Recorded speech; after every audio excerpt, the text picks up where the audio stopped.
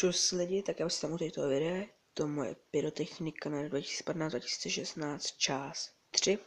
Není toho moc, ale něco tu je. Takže první nejsilnější tady máme Black Petard, 20 kusů balení od firmy Classic.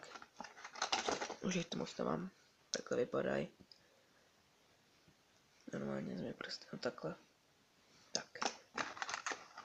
Pak tu máme mini Black Petard, těch mám hodně. Takhle.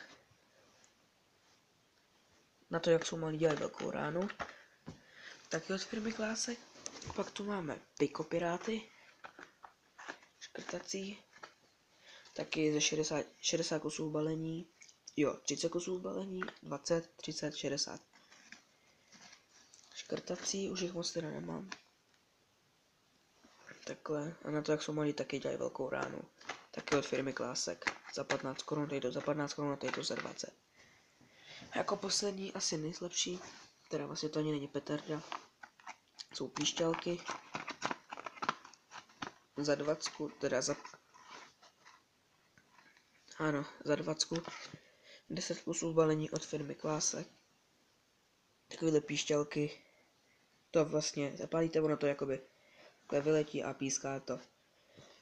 Takže jo, to bylo z tohoto videa vše, pokud se vám video líbilo, nezapomeňte dát like a zatím čus.